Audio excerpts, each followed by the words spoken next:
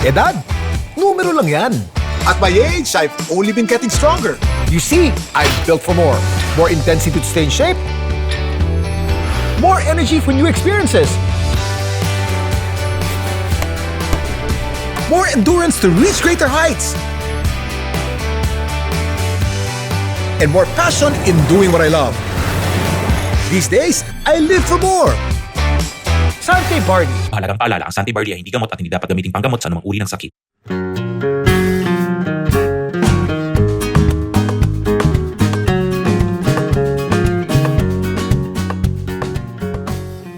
Magandang araw sa inyo lahat. Welcome to another episode of Ano Ba Talaga with Kuya Kim. Dito po sa podcast na to, we talk about anything under the sun. Ang mga guests natin dito, ordinary people with extraordinary stories. Of course, may mga guests tayo, mga high-profile dito, celebrities, mga kaibigan ko. But you always have to have an inspiring story to tell. Itong guest natin ngayon, it's actually an accident that she's here today. Because I go to a church called Victory Church dito sa Seda and sa Ascot. And she's an usherette and door greeter. Whenever I enter, I see her by the door. I see her greeting all the people and being an usher. But it was very striking when I saw her because she's very exotically beautiful. Malayo pa lang kita mo na siya. She looks so exotic. She looks so beautiful physically. And she also has a very interesting, inspiring story to tell. Ang guest natin ngayon, my churchmate and my friend, Rose Joy Pinuela. Hi, Joy. Hi, Kuya Kim. Thank you so much for this opportunity po. Bino mo, napag-usapan natin kahapon na mag-guest ka dito. Guest ka na ngayon, di ba? Oo nga, grabe. Sobrang, galing talaga ni Lord. Grabe. And hindi ko pala nasabi, no? Si Rose Joy is a professional volleyball player and a professional commercial model. Di ba? Yes po. How did you start your volleyball career and what team were you playing for? Alam ko, you're a middle for Olivares, no? Yes po, Kuya Kim. Yeah, I started di ko alam kung mapag-aaral ako ng mama ko, actually. Okay. Oh. Tapos, kasi I came from Nueva Ecija eh. Nueva Ecija. Apo. Kasi nga, kinuha na ni Lord yung lola ko. Tapos, may lola is from my mom is from Iloilo. Tapos yung lola ko nga pang Iloilo. Bakit ka napunta sa Nueva Ecija? Kasi nga po, nandun yung tita ko. Nag-work dito yung mama ko sa Manila. Inampun ka ng tita mo? Apo. Sa Nueva Ecija? Hindi niya alam kung paano niya ako tutulungan. Bubuhayin. Oo, ganun. Kasi Paano pumasok ang volleyball ngayon sa usapan? Kasi hilig ko po talaga mag-volleyball simula pa Sa kalye? Apo. Simula pa nung bata ako sa Iloilo. Ayun, gusto ko talaga siya. Tapos I found out, naghahanap ako ng school kung ano ba pwede kung saan ako pwede mag-try out. Okay. Kasi fashion ko talaga siya, Kuya Kim eh. Yung volleyball? Apo. Pagka center, dapat matangkad ka, di ba? Di ba yun yung nagbablock ng bola at saka si spike? Opo, Kuya Kim. But you're not very tall. How tall are you? I'm 5'7". Normally, mga center, mga 6-footer, tsaka 5'11", di ba? Hindi, glory to God, mataas naman po ako tumalon. Mataas ka tumalon. Apo. O syempre, may black jeans ka eh. Iba yun eh, di ba? Apo. Okay, so you started playing volleyball sa Kalye muna. Apo. And then, naging scholar ka sa anong eskwela naman? Sa Olivares ho. Kasi I found out, sabi ko, parang tamang-tama. Kasi naghahanap ako ng, ayun nga, pang gusto sa sarili ko. Kasi hindi ko alam kung paano mapag-aral ng mama ko eh. Kasi nag-work siya, mayordoma o katulong.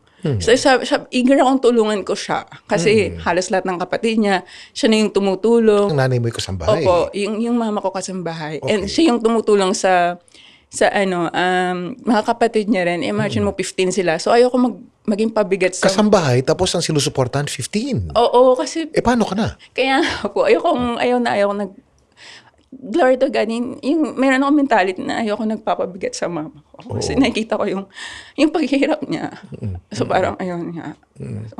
So sabi ko, kailangan ko gumawa ng paraan, gumawa ng diskarte sa buhay. So ayun, so sabi ko, nag-pray ako. Kasi I'm so thankful din naman kahit na hindi pa ako nakalala kay Lord.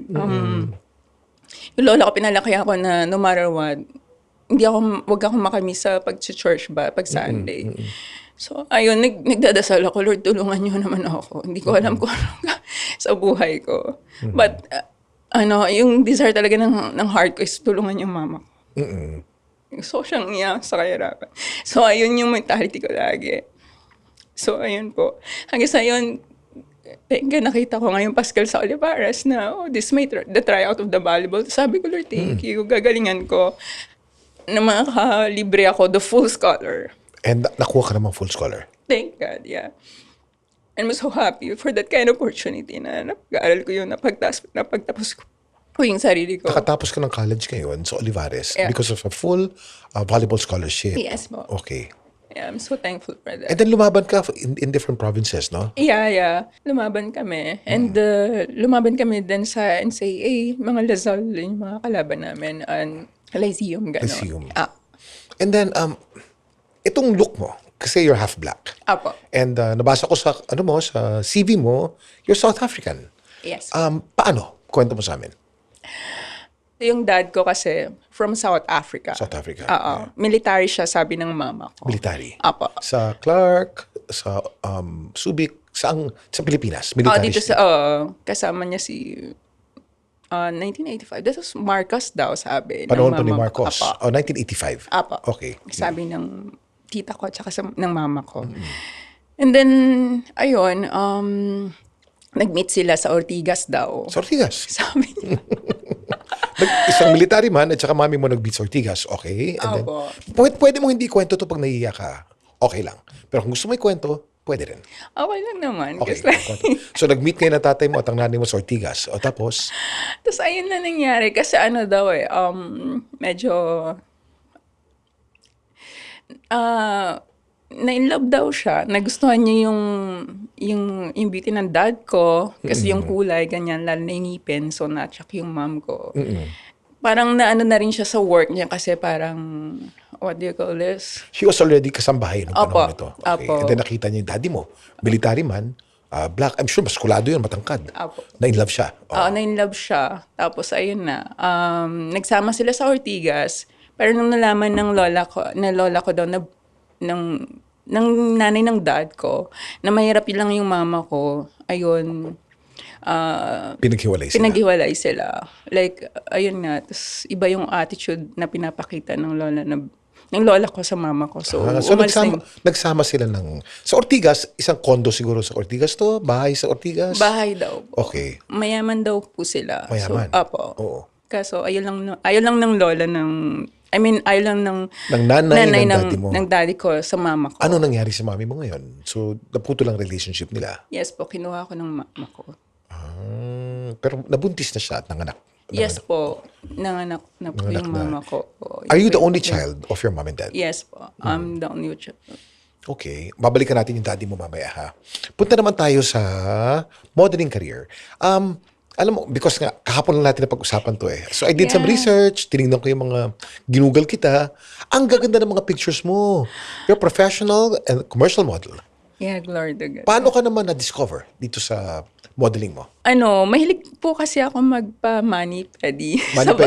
sa Oh. Paranaque. Oh. Tapos one of the lady, na name is Tita Marie Rodriguez, sabi niya, Iha, alam mo, pang international model ka. Yung kaibigan niya pala, ayun nga, nakilord na yung name niya, Junjun Cambe. Yun yung nakadiscover Junjun Cambe. Opo. Kilala ko si Junjun, yung designer. Opo, siya po yung, sabi niya, puntahan mo to, nangangailangan ng kulay mo sa Philippine Fashion Week. Sabi ko, nung time na yon parang nawala na ako ng pag-asa kasi What year was this now? Anong year to? that was 2013 po. 2013, okay. Opo, Kuya Kiel. Okay, so na-discover ka ni Junjun Cambe. And Opo. then, And then, ayun nga, tapos sabi niya, gusto kita. Pakitaan mo nga ako ng rampa mo. Hindi pa ako masyado kasi galing po ako sa volleyball. Kuya Kiel. galing ka sa volleyball, laki ka pang probinsya. So wala kang rampa nun. Oh, anong ginawa mo ngayon? Tapos sabi, pinag-aralan ko po. Nag-search ako sa YouTube. Tapos sabi ko, gusto ko to eh.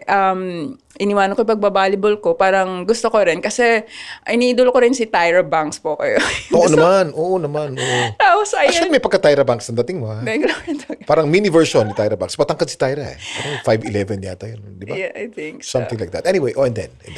And then, ayun nga. Tapos, Yeah, pinag-aaralan ko siya ng husto. Then, ayun nga, kilala ako na kay Lord na. Sabi ko, Lord, ginusto ko to. So, dapat, isa buhay ko to. So, kayo na pong bahala. Tapos hanggang sa, sige, binigay sa akin ni Tita Marie yung address. Pinuntan ko si Tito Junjun. Tapos sabi niya, Romampa, pakita mo ko na rampa mo. So, pinakita ko sa kanya. Sabi niya, hindi.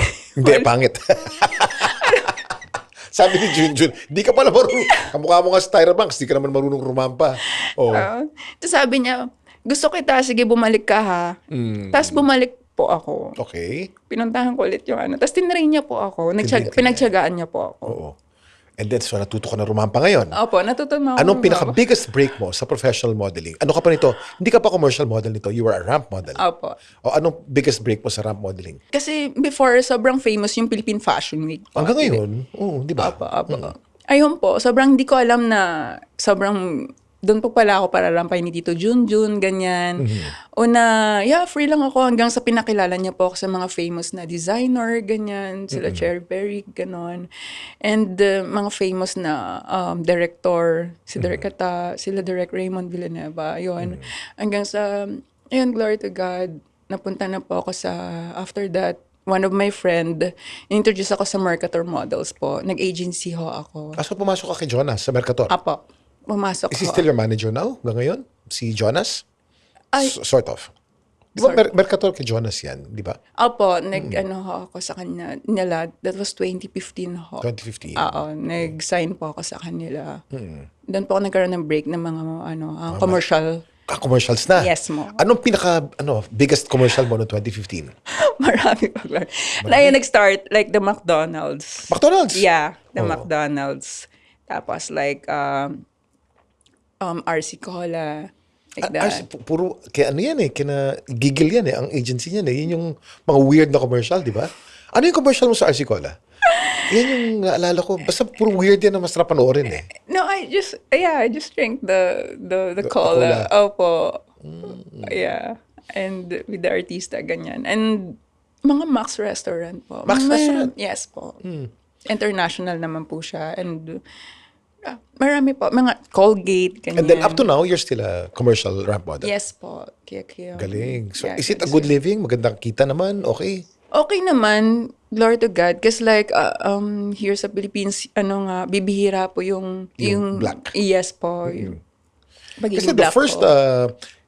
Filipina supermodel na black was Wilma Dasent. Yes po. Si Wilma, nung unang lumabas yan, sabi, wow, pinakaunang black Yes po. Ngayon, marami na kayo Opo, marami I actually na. saw you in one show because my daughter Eman came out in Bench Fashion Week. Okay. And then sabi ko, there were 2 or 3 black models and you were one of them Yeah. Bench? Ay, hindi pa ako nagbe-bench. Ay, hindi pa. Sorry. Hindi ikaw yun.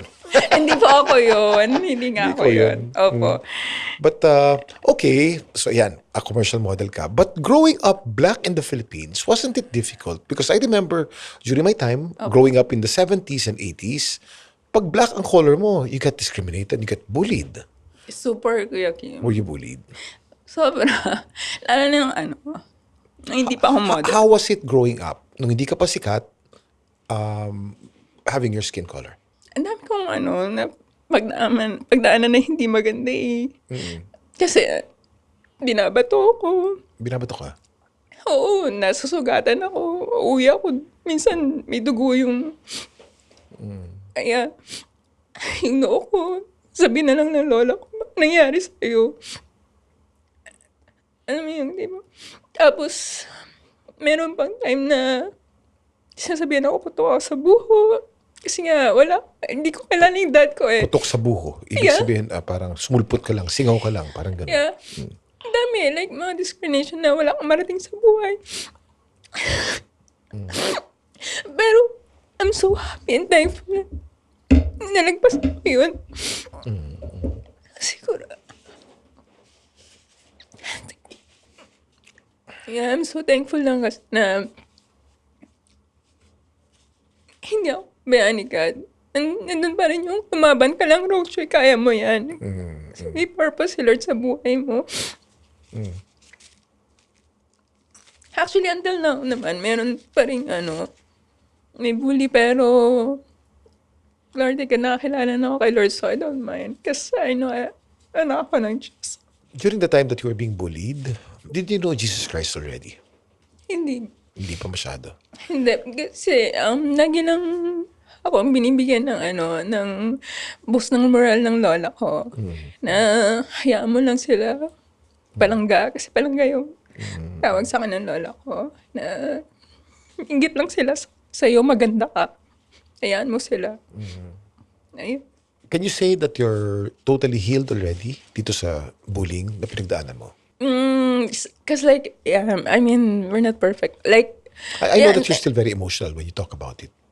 But it doesn't mean that you're not healed. Yeah. Ganun naman yun eh. Opo. Sometimes you're emotional because you are. And naaalala mo eh. Yes po. Anong message mo sa lahat ng mga bumuli sa'yo ngayon? Maraming salamat kasi tumibay yung loob ko. Tsaka maraming salamat sa kanila kasi lalong yung faith ko kay Lord lumakas. It's not about them eh. It's always about God. You know, like, for me, thank God kasi nakilala ko si God na maganda ako no matter what. Creation ako ni Lord.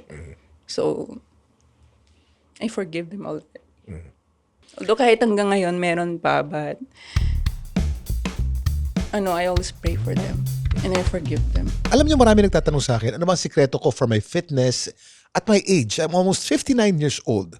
Of course, given ang regular exercise, given na rin ang healthy diet, but not everyone knows that I swear by Sante Barley and I've been taking Sante Barley for so many years now. Sante Barley is a certified organic and barley grass from New Zealand. At certified ito ng BioGrow. It's good for digestion and strengthens your immunity dahil puno ito ng nutrients at antioxidants.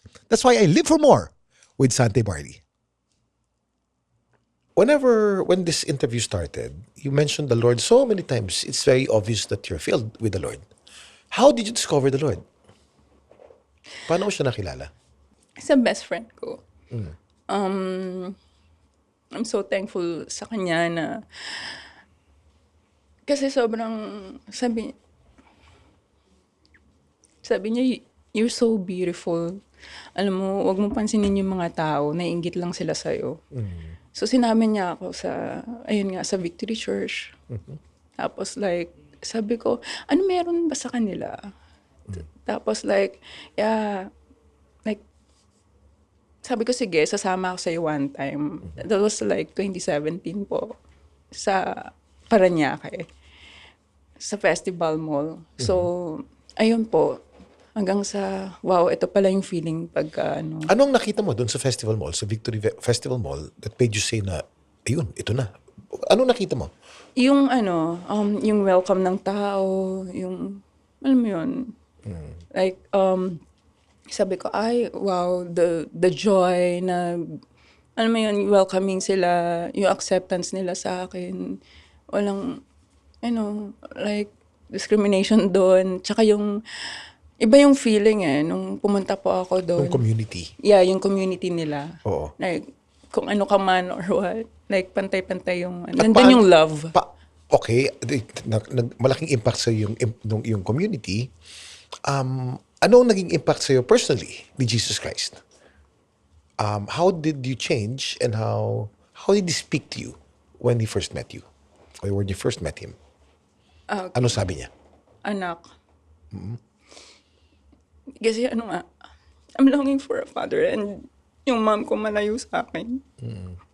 And ayun nga, lumakas sa lola ko pero I feel like nag-iisa lang ako kasi nga, Lord, talaga bang alam ko may purpose ka na nabuhay ako dito sa mundo kasi na-open pa sa ng mom ko na muntik niya na kasi akong palaglag. Parang kaya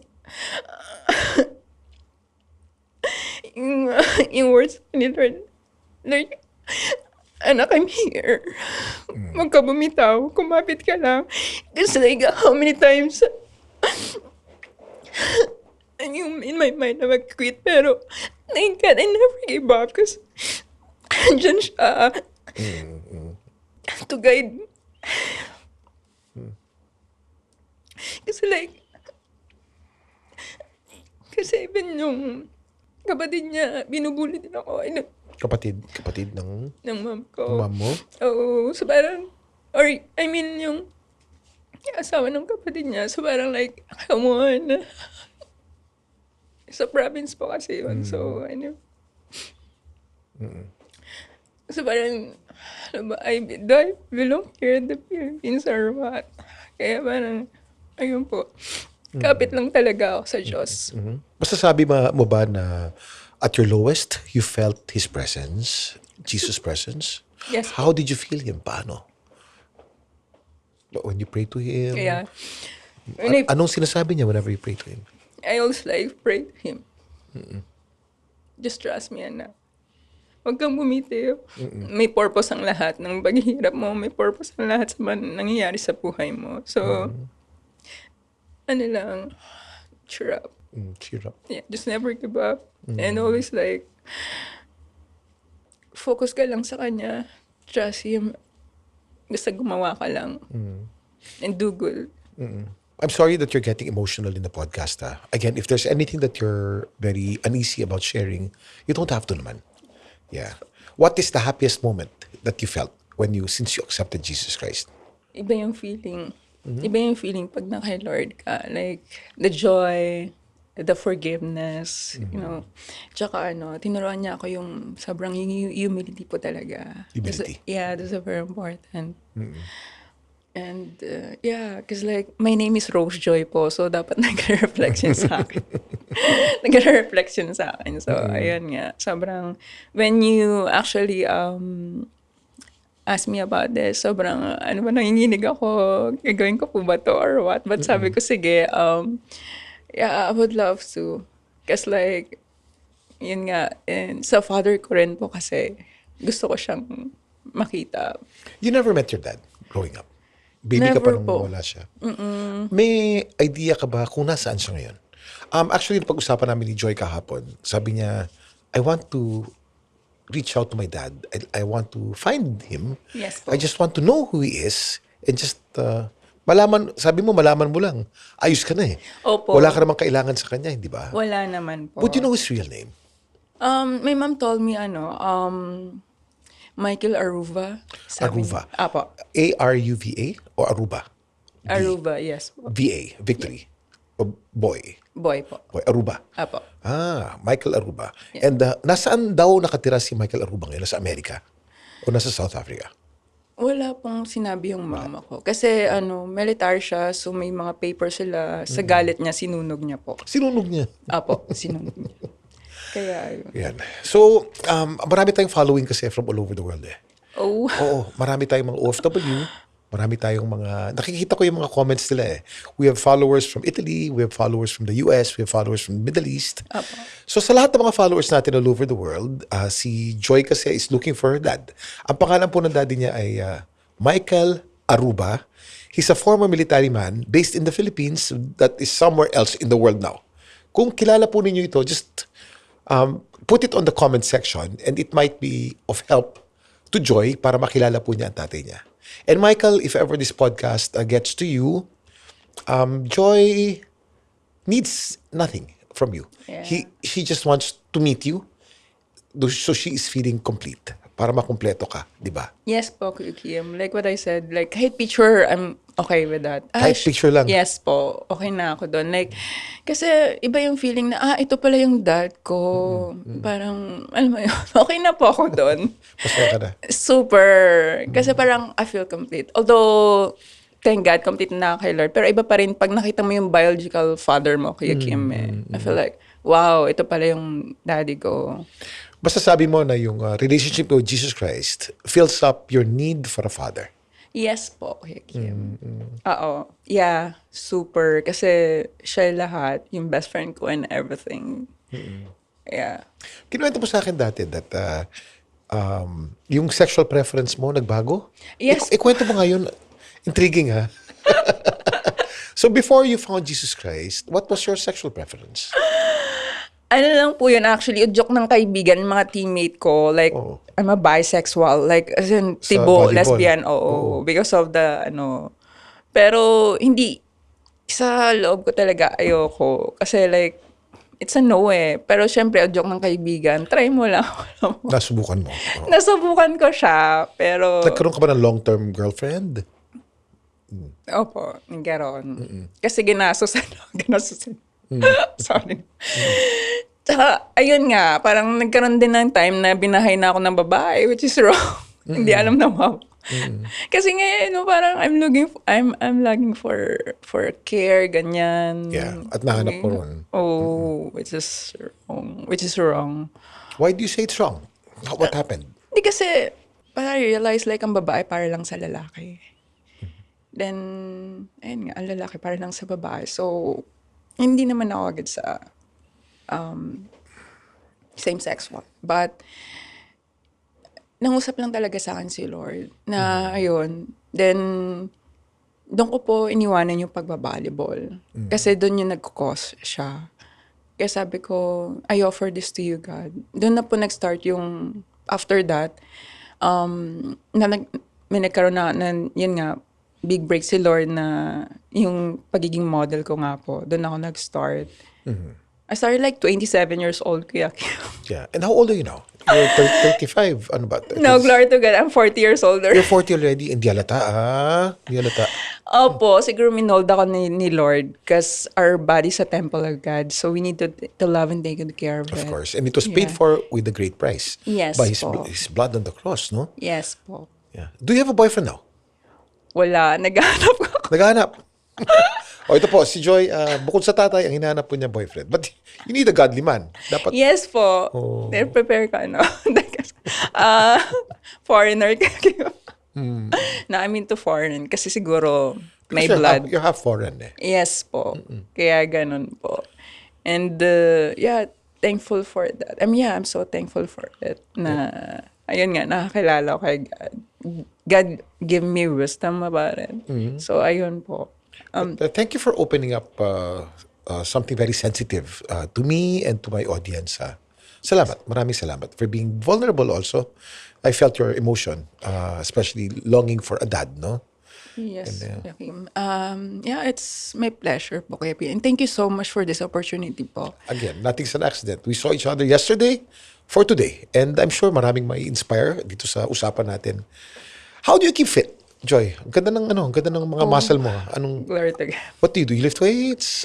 Workout po, Kuya Kim. How often do you work out? Sometimes like thrice a week, 4 times a week. Depende po sa schedule sa modeling po, Kuya Kim. But yeah, talagang ini-aim ko talaga na because our body is a temple of God. We need to love and take good care of it. So, sobrang Talagang workout. Oh, workout You lift weights? Hindi naman, light lang, Kuya Kim. But I run. Ay, run. I run po. Sa Katmata po, Yeah. usong run ngayon eh. Yes po. No, sa village lang po, sa multinational. Sa Paranaque lang po ako, sa village lang namin. So, ayun po, talagang inaano ko po siya. Kasi nagamit ko, kasi I'm athlete before. So, nagamit ko siya sa discipline, consistency, ganyan. So, tama lang. Pag sa babae naman po, ano lang, hindi na masyadong nagbubuhat. Hindi naman. Oo, workout, ang run, and simple workout lang. Ganon. How about your diet? Do you watch your diet also? No, I eat a lot. As long as healthy foods. Yes po, Kuya Kim. Healthy foods lang din talaga. Proper lifestyle, you know. Yeah. Yeah. And tinatanggal ko lang yung mga unhealthy kasi I don't eat pork. There was a time na you were into your lifestyle, di ba? Sabi Yes mo, gumigimi ka rin ng matindi nun, dati. Yes po. Nalulung ka ba sa drugs ever? Ay, sa drugs, no. Alak lang talaga. Kasi napakalakas mo uminom, gano'n? Opo, every week. Every weekend. Every week Kasi talaga. pagka-model ka, malakas pumarty yung mga model, di ba? Oh, opo. Oh, so anong drink of choice mo? Ano naman iniinom mo nun? Hard, Kuya. Hard. So ano ka? Scotch, ganyan. Hindi, no. Hindi naman, oh. Vodka. Mga ganon. Opo, mga ganon. Ayun, oo.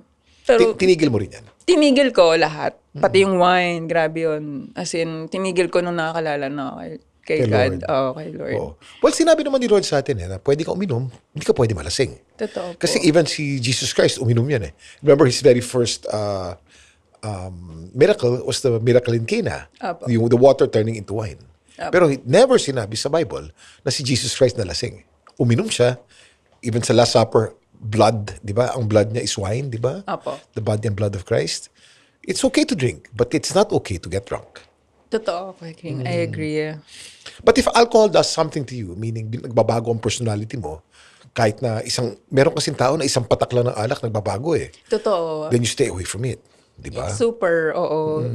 Grabe yun, sacrifice ko. Pero, God is good. Glory to God na na-overcome ko siya kasi syempre nasana yung katawan po, di ba? Parang siguro unti-unti. Kailangan ko siyang, para lang hindi mabigla yung katawan ko. Nasanay kasi every week, ganon. So sabi ko, Lord, sobrang pinagdasal ko siya. Then syempre action na, yeah, Lord, I offer this to you. So, glory to God, na-overcome ko siya hanggang sa tinanggal ko na siya ng lubusan ng gusto. If there's one person that made the biggest impact in your life, who would that be? Lola mo. Yes po, yung lola ko. Pero naki-Lord na nga siya. Kailan siya pumanaw? Kailan siya nagpas? Grade 6 pa po ako nun, Kuya Crew. Yeah. Opo, sobra. Kasi siya po yung sa akin na, ayun nga, mapalapit talaga kay Lord. No matter what, ano man lasing ka man, o ano man ginagawa mo, no matter what, wag kang mag-a-absent sa church. Yun yung lagi niya. And your church was, you were Catholic? Catholic ako before. Yeah. Opo. So kahit lasing ako, doon ako sa church. Basta present ka palagi ka. Opo, yun nga po. So, ayun lang. Hindi ka naman nagwawala sa church. Lasing ka lang. Hindi man. Lasing lang ako. Okay. But, yeah. Kung nabubuhay ang lola mo ngayon, what is your message to you? What's your name? Anong pangalan ng lola mo? Purita. Kay Lola Purita. Anong gusto mo sabihin sa kanya ngayon? Thank you. Thank you. Kasi thank you kasi she teach me na wag umibap sa buhay. Thank you kasi pinakilala ako sa Diyos kahit na ganito yung kulay ko. Tinuruan niya ako lumaban sa buhay. Ano ang mensahe? Kung nakikinig sa atin ngayon, ang tatay mo, ano gusto mo sabihin sa kanya? Thank you kasi nabuhay ako sa mundong to. At nabuhay ka ng maganda. Yeah, Lord. Binuhay nila ako ng mom ko. And I know God has a purpose for everything. And thank you din sa mom ko. Kasi she never give. Never give up. Your mom's still alive? Yeah, nasa Parañaque. Kasama mo ngayon? Opo, magkasama ko. So, bakit nakikinig dito yun? Kausapin mo. Ano gusto mo sabihin sa nanay mo? Thank you so much, ma. Kasi hindi niyo ako pinabayaan. Hindi ka gumibap. Binuhay mo ako. Thank you so much sa sacrifice niya. Lahat gusto niyang tulungan. I'm always proud of her. Napakaraming mga gusto mag-model. Yung anak ko si Emma, napakaliit nun eh. 5'3" lang yun, pero gusto maging ramp model nun eh. Nakapag bench fashion week naman yun. Napakaraming aspiring model na gusto makapasok, pero feeling nila kulang ang itsura nila, hindi sila maganda, o hindi sila matangkad.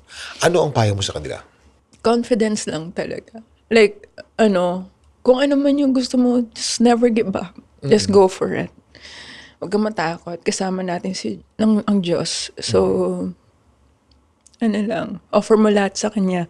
Magtiwala ka lang, tsaka, ayun nga, action lang po talaga. If you want it, just go for it. Go for it. Yes po. O kaharap mo si Joy ngayon. Anong gusto mo sabihin kay Joy? Joy. Ikaw. Joy, as in ikaw. Kaya mo yan, Rose Joy, laban lang.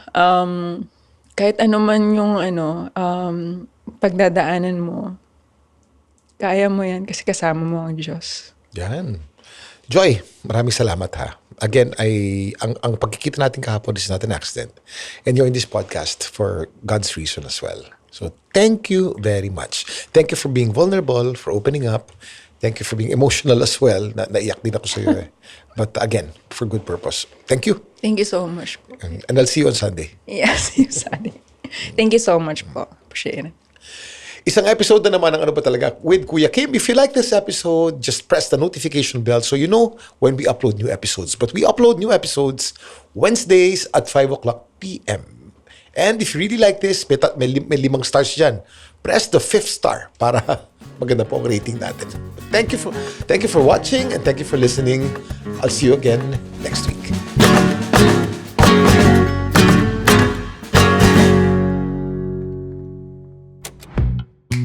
The Pod Network Entertainment.